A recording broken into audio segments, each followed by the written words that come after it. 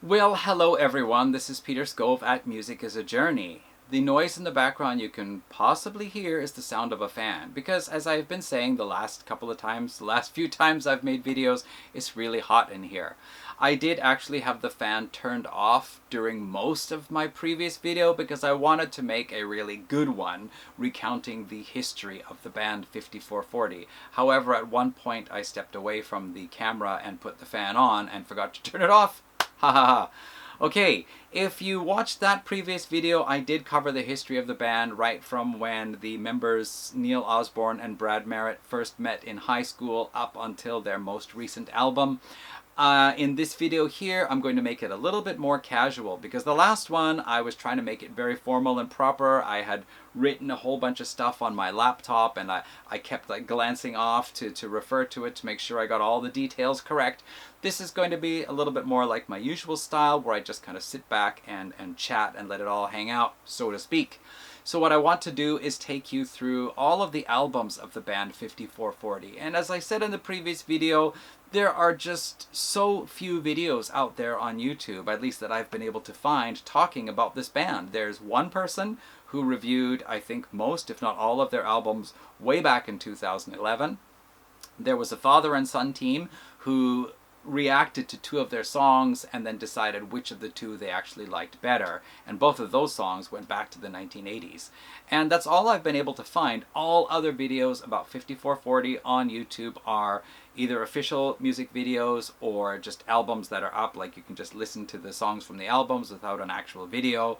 There are a lot of interviews of the band members, and there are of course some live performance videos as well. So what I'm going to do now is to take you through each of the albums right from the beginning. So the actual very beginning is a compilation called Things Are Still Coming Ashore, and this included the very first 4 songs recorded by the band. It was a compilation that also included 4 songs by a band called Animal Slaves and another band called Junko Run. This album has never been reissued, at least not on CD format, and the 4 songs were never reissued on any other 5440 CDs, and only one of them, Long Goodbye, I can hear on YouTube. So the other 3 songs I really don't know, but the vinyl is actually available on Discogs, so I don't have a record player, but I might get it anyway someday. But anyway, after that, the very first album, which has since been reissued on CD, was an EP called Selection, released on Modamu, Modern Dance Music Records back in 1982. It had Neil Osborne on guitars and vocals, Brad Merritt on bass and backing vocals, and Ian Franey on drums and backing vocals. That album was released on CD on a compilation back in 1997, and this is called Sound of Truth, the Independent Collection, which includes their full-length album Set the Fire, which we will get to next, as well as their EP Selection. The big difference between the Selection and then the full-length album Set the Fire is that by the time they recorded Set the Fire, drummer Ian Franey had left the band and been replaced by Daryl Newdorf on drums, and then also Phil Comparelli had joined the band on guitars and trumpet, as well as backing vocals, and I think taking some lead vocals as well at some time. So this compilation includes those first 2 independent releases, the EP Selection and the full-length album Set the Fire. This is the band emerging from Vancouver's early 80s underground scene. So I don't know exactly if you would call it post-punk or kind of new wave, no wave, I'm not really sure, but it features a lot of simple but grooving bass lines, a lot of very good percussion, this kind of, I guess, new wave type guitar sound, and a very young band on the vocals.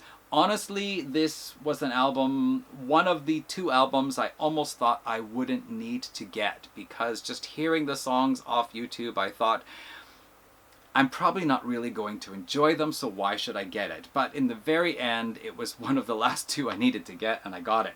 And actually, I rather enjoy a lot of the songs. I think the EP Selection with songs like Yank and He's Got, as well as Jammin' with Lawrence. Those tracks I really do enjoy. And there is a live performance of the band in 1982 playing Jammin' with Lawrence. You can either look it up for yourself, or I put the link in the previous video about the history of the band. The album Set the Fire, the other title track, Set the Fire, is quite good. There's a song called Cha Cha, which is interesting, which I like. One called One Place Set.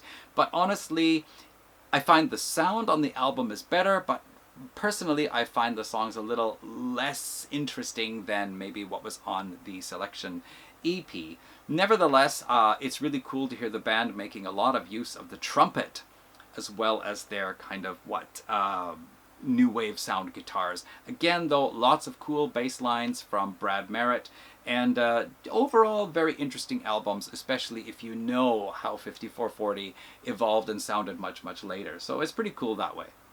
The second full-length album you can see back here. This is the self-titled album released on Warner Reprise in 1986.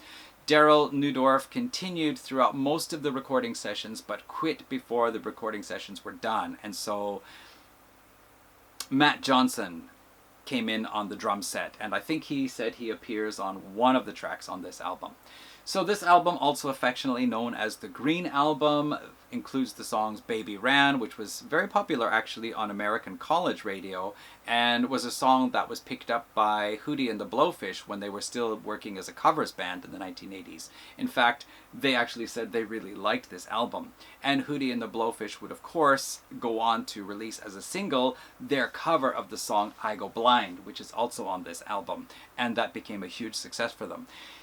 5440 wanted to release I Go Blind as a single in the US, however they had already released 2 singles, and Warner Reprise said, you're not going to release a third one from this album. You have to wait till the next album to release singles again. Overall, I think there are some interesting tunes. I particularly like one called Holy Cow, which is a bit of a darker feeling song, as well as it has this middle section, dark but delay guitar effects, which gives it almost a psychedelic type of feel. Delay guitar effects with trumpets, so that's actually really interesting. And also the second track, I Wanna Know, it is almost, it has kind of a reggae feel to it actually, which is pretty cool. Other songs on here, Me Island is pretty cool, and of course Take My Hand was also one of the singles off here. This was the first album of theirs I got. I picked it up earlier this year because it was the only original album that was available on Amazon in Japan.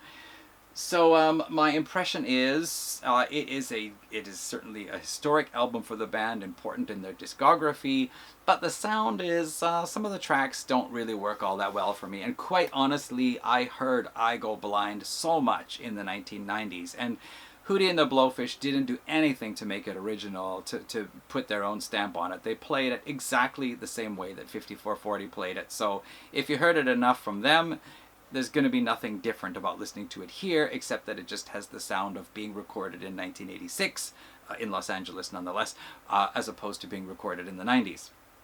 Anyway, moving on from that, we go to the album Show Me. When was this here now? 1987. This was also recorded in Los Angeles. A lot of the songs actually feature a bit more of a hard rocking sound, like it's a little bit heavier and hard rocking guitars. I think if you listen to Walk in Line or Open Fire, these tracks are also pretty hard. One Day in Your Life is a little bit more of that evolving indie band, you know, coming out from the indie scene. And there are a number of other tracks on here too that I feel are not like your typical late 80s mainstream rock. I mean, we're certainly not getting any kind of like glam or hair metal effect, and even the photos of the band members, yeah, it's pretty 80s, but it also looks pretty indie style. If you think about other popular bands in Canada at the time, like Frozen Ghost, Glass Tiger, Gowan, and so forth, 5440 don't sound anything like them. This album included, yeah, One Day in Your Life and also the song One Gun. These were popular songs, and I didn't know it, but when I started listening to One Day in Your Life for the first time, I realized I did actually know that song. Also a song on here, Because of You, has all band members singing, I think, which is almost gives it a kind of folky feel. And in the track Walk in Line, which is a pretty heavy rockin' song, there is a midsection that takes on more of a folk sound with acoustic guitar. Overall, I think this is a pretty cool album with some great solid heavy tracks, but I do have a bit of a problem with the production style, and Neil Osborne himself has said that he felt it was overproduced. But still, nevertheless, pretty cool album. The one after that was called Fight for Love, so that's it here. And this one here sees the band moving a little bit more into, I guess, what they call the jangle rock. It's more of this jangly, clean electric guitar. Certainly you can hear it on the opening track, Here in My House. Other songs on here, Miss You. Actually, I remember talking with my best friend back in our high school days about, what we liked and what we didn't like. And I don't remember how the conversation got that way around, but I remember him singing, Miss You, Miss You. And I just knew he was talking about a song that we'd heard on the radio a lot. But I thought that song was probably something like Depeche Mode or The Cure or something like that. And I had no idea that it was 5440. And incidentally, as I mentioned in the history of the band, they are from Tsawwassen, Delta. Delta is the city next to the city where I grew up, Surrey, in British Columbia, Canada. So, I mean, these were really local boys. They were just on the other side of the city right next door to mine, which is, it would be no surprise that I heard a number of their songs on the local radio stations around Vancouver.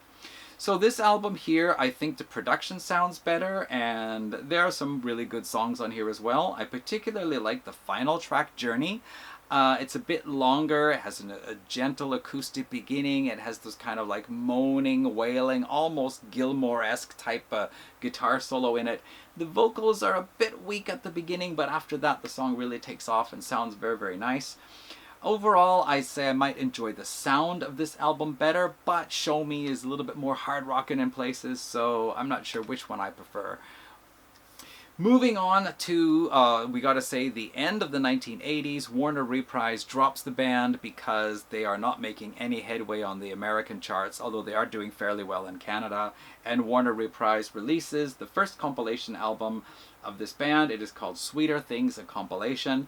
It includes tracks from the self-titled album, from Show Me, and from Fight for Love, but also includes Set the Fire, the title track from the debut album on the Motomu label, as well as a song called Sweeter Things, which was recorded during the 1983-84 recording sessions for Set the Fire, and a song called Don Quixote, which was recorded during the Fight for Love sessions, but neither of those two songs were released on any album. So you get a collection of their stuff from their 3 80s albums on Warner Reprise. You get a song from the debut album on the indie label, plus 2 other previously unreleased tracks.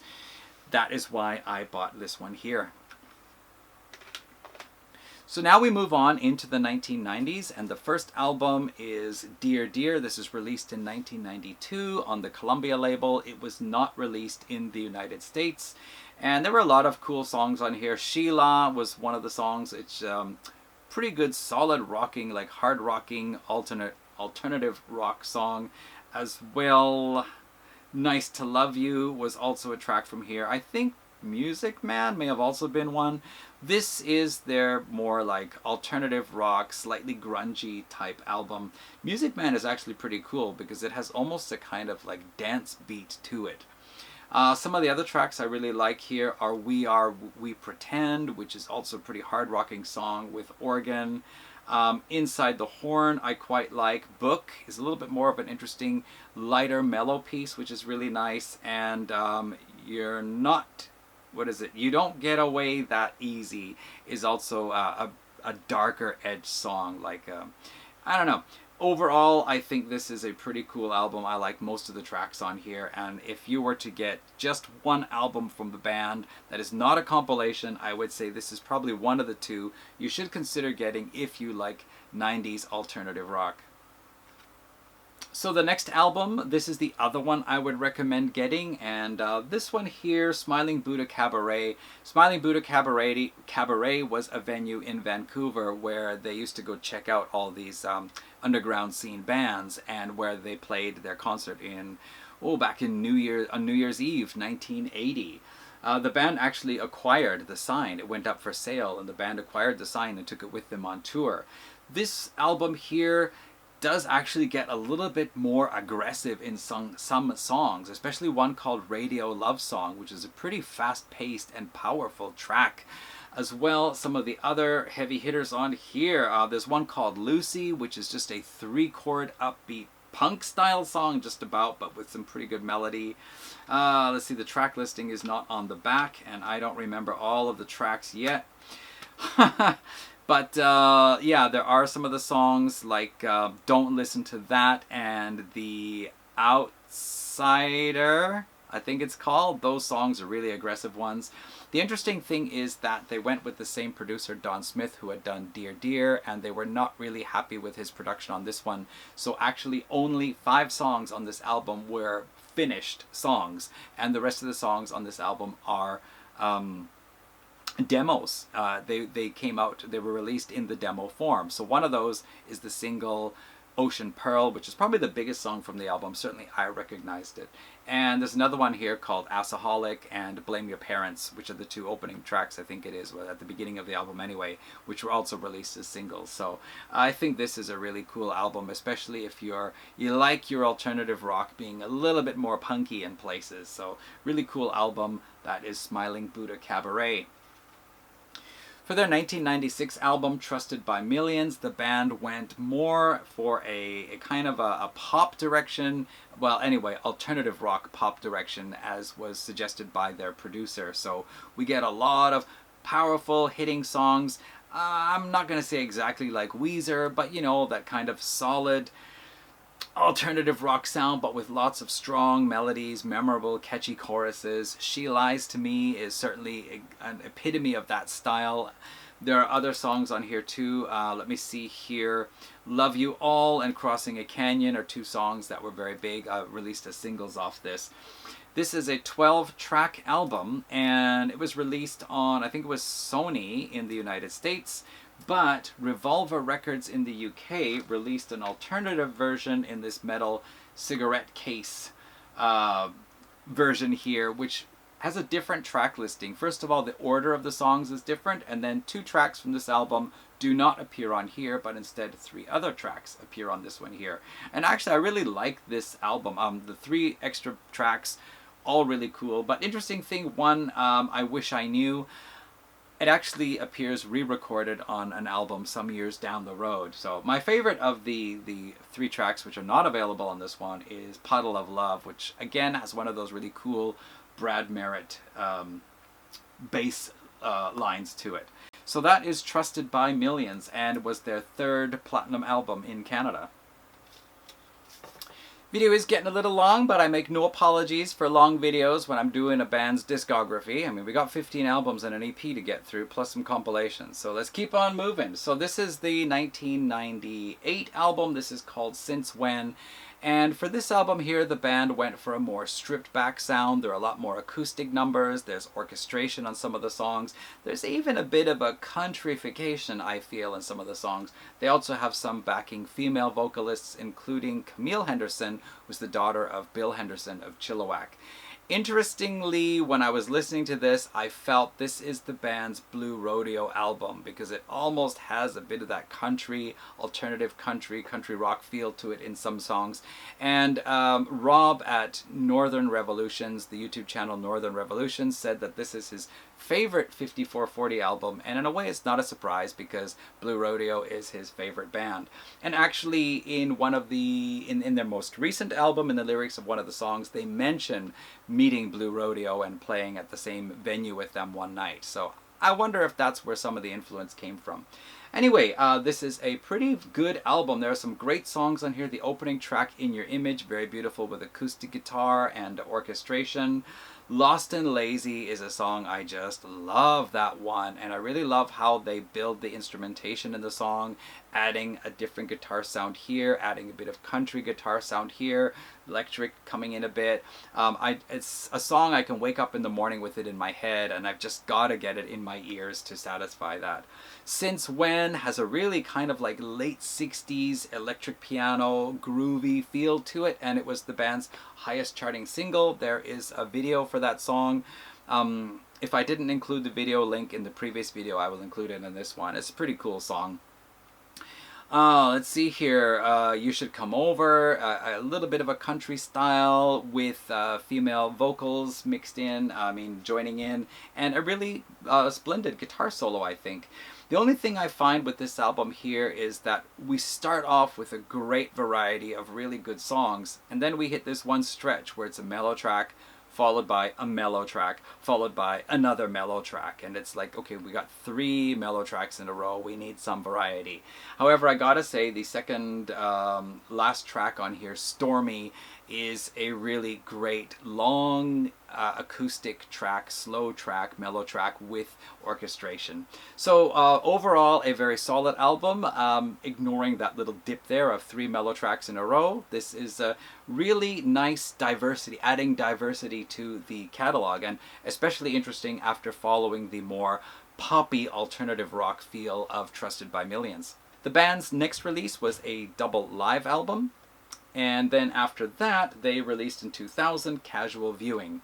Now this one revisits the Trusted by Millions more catchy alternative rock songs in a couple of places, such as the track Unbend or Big You Up, She's a Jones, but it also has more of a smooth feel to it. I feel a hint of an R&B sound. There's more of that R&B feel to the beats. Again, we have backing female vocals on here, but with a little bit more of a soulful feel to it. So the opening track, also Casual Viewin', has some, hand percussion, features a bit of flute. There's also a bit of brass, like saxophones in a couple of places. Maybe Phil Camparelli's trumpet is in here as well from time to time. The trumpet, which was featured a lot on their 80s songs, is reduced a lot during the 1990s. We still hear it from time to time, but it is not as forward as it was on their 1980s recordings.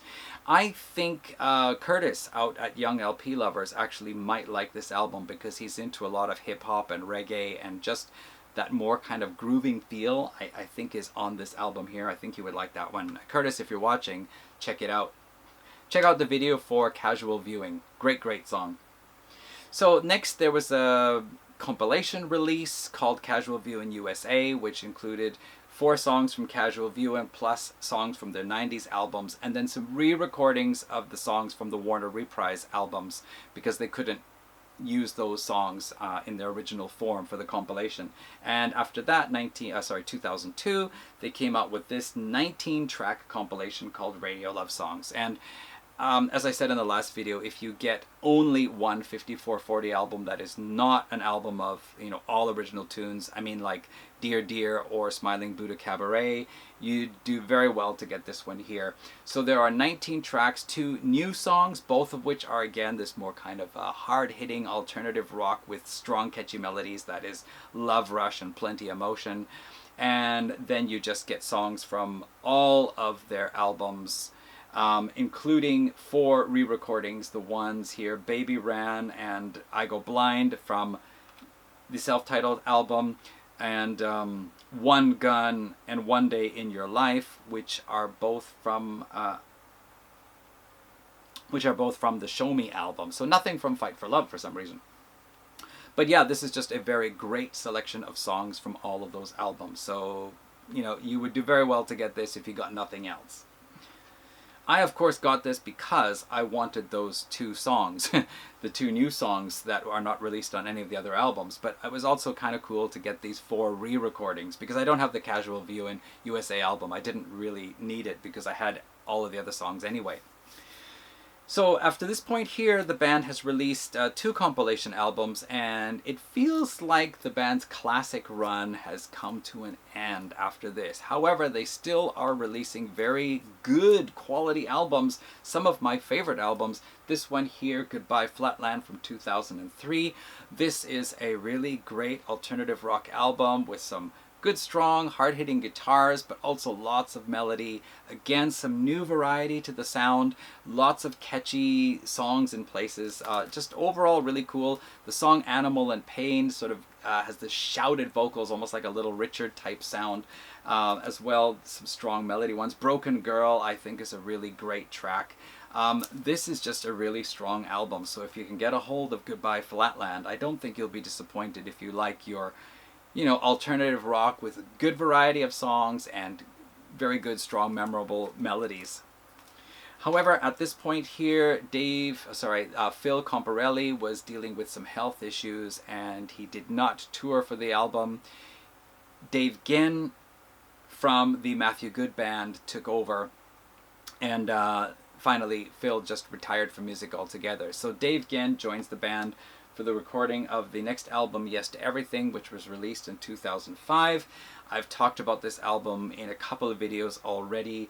This is a really good rock album. Some of the songs on here are more of that classic rock flavor, the 3 or 4 chords sounding something like AC/DC or maybe Rolling Stones or something. But of course we also have these more alternative rock with catchy melodies that we heard on many of the previous albums. I think this is a really strong album.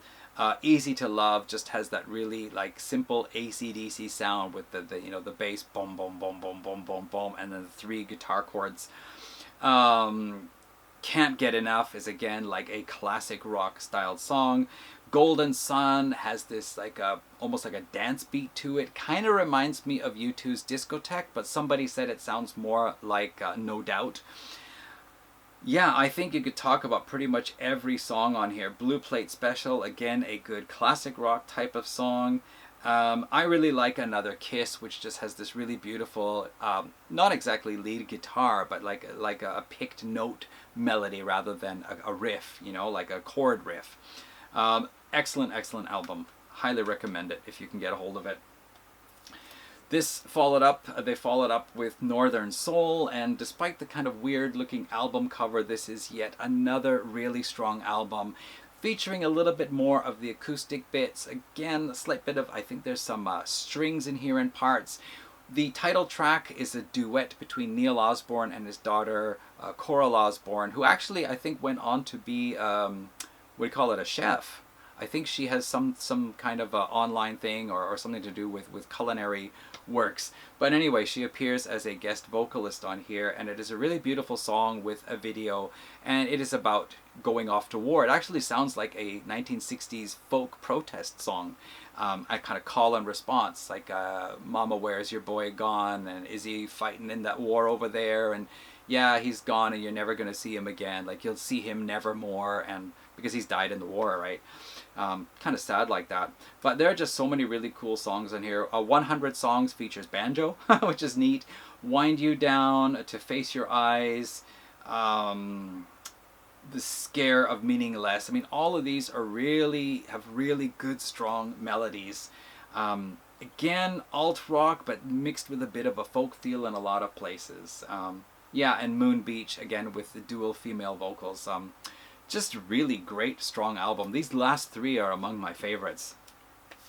Okay, the band goes on in 2011, releasing Lost in the City. And, when a band is running on for this much time, I'm always waiting for that album where it dips down a little bit, where it's just not as good as the previous ones. And I think this is where that happens on here. There's still really cool songs. Lost in the City, the title track is good. There was a video. Let Me Be Your Wheel is an interesting song because partway through it sounds like they're going into another song, but it's just a temporary thing, and then they go back to the main song again. Feast of Ida is my favorite on here. Just, again, that really strong, catchy, in your ears chorus melody, and great stuff. Also, Little by Little is really good because it starts off really kind of mellow and you're kind of thinking what's going to happen, and then the chorus is just really awesome. Like, I got my mojo working, and then like really great chords in the chorus.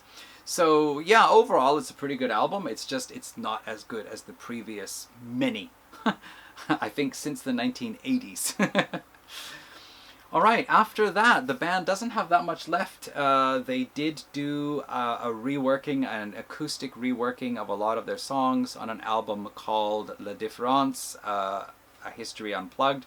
I don't have that one, so I'm not so sure if I want to hear a lot of my favorite songs redone in a different way. It might be cool, it might not. But I did get Keep On Walking, which is from 2018, and this shows a very mature band exploring many different things. Some of the songs are really cool. There are some good rockin' ones like Can't Hide My Love and Sucker for Your Love, which features brass and still a little bit more of that rock guitar and female vocals. The Waiting has a lot of brass in it too, really punchy. Sublime Like Me really sounds like an 80s song. It's incredible. It even has the 80s electronic drums in it. Keep on Walking, the opening chorus of vocals, and in the chorus also, to me it sounds like it should be for a commercial for a pickup truck or something like that. Hold My Kiss is the one like really true love song ballad that I've heard the band do. It's very beautiful. I almost feel like I shouldn't like it, but it's just so beautiful, and the acoustic guitars and the music is so great. So yeah, overall, an interesting album for adding diversity to the band's catalog again, and the music is all very well done, even though I'm not like crazy about every song on the album. And then finally, we get to their 2023 release. There was a live album again, and then the last and latest studio album is West Coast Band. As I said in the previous video, this is the band doing a concept album about themselves. So songs on the album are about the individual members, something outstanding about them, like what is it called? Vodka Surprise is for David Osborne, Neil's brother, who joined the band a few years back, that he makes these drinks called a Vodka Surprise. There's like Table for One, which is about Matt Johnson, the drummer. There's Hey Brad, which is about Brad Merritt, the bass player. The music here is mostly quite different from anything you'd expect from the band. They're experimenting more with rhythms, with bass lines, with brass. Neil Osborne is doing different vocal styles, which sometimes sound a bit odd. However, the band said that if their history were a Broadway musical, this would be the soundtrack. And that, thinking about it in that way makes sense, because I felt this sounds more like a musical rather than a regular rock band album. Now it seems that this is a one-off thing. They're going to go back to pursuing their regular course after this, so this might be the last album I would recommend getting. I mean, this is like for collection, completists only, but on the other hand, this might be the album that some people like better than all the others, so who's to say, really? Anyway, that is my review of 5440's studio discography, including 2 compilation albums. And I hope you will be interested in checking out the band. Once again, check for links to some of the videos in the description for this one. Check out the band's history in my last video with some links to other videos of theirs. I thank you all for watching. Yes, 2 long videos, I promise from now on. The next few videos of mine are going to be much shorter again. But thanks again. Leave comments if you will. Thumbs up, all that kind of thing there. And see you in another video. Take care, everyone. Bye.